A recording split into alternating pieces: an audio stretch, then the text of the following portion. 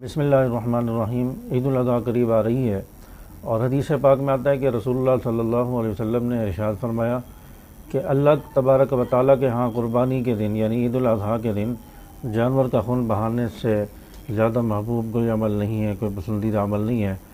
और जानवर की कुर्बानी ये अल्लाह के यहाँ सबसे ज़्यादा मुबारक अमल है। और फरमाया कि कुर्बानी का जानवर क़यामत के दिन अपने बालों, सींगों और खुरों के साथ आएगा। और आप सल्लल्लाहु अलैहि वसल्लम ने इरशाद फरमाया कि कुर्बानी के जानवर का खून ज़मीन पर गिरने से पहले वह अल्लाह के यहाँ शर्फ़ कबूलियत हासिल कर लेता है। तो इसलिए कुर्बानी करना ये ईद के दिन सबसे अफजल और मुबारक अमल है और यही अमल ईद के दिन अल्लाह को महबूब है। इसके अलावा कोई अमल अल्लाह को महबूब नहीं है। तो इसलिए कुर्बानी हर इंसान को करनी चाहिए और मुसलमान को करनी चाहिए जिसको अल्लाह ताला ने इस्तिताअत दी है।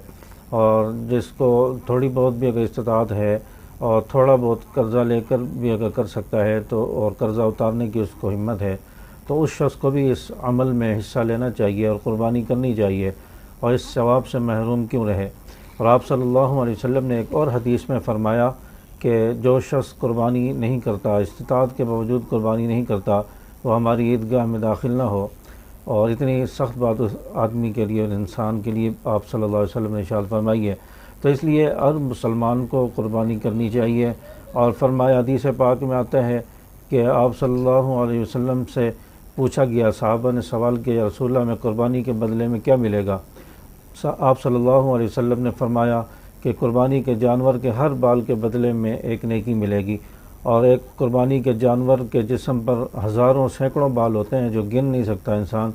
तो इतनी नेकियां उस इंसान को कुर्बानी करने वाले को मिल रही हैं। और आप सल्लल्लाहु अलैहि वसल्लम से सहाबा ने फिर सवाल किया, या रसूलल्लाह जिस जानवर के जिस्म पर ऊन होती है, जैसे भेड़ है, दुम्बा है, ऊँट है, इसके जिस्म पर ऊन होती है तो उसके बदले में हमें क्या मिलेगा। आप अलैहिस्सलातु वस्सलाम ने जवाब इरशाद फरमाया और फरमाया कि हर जानवर जिसके जिस्म पर ऊन है, ऊन के हर बाल के बदले में एक नेकी मिलेगी।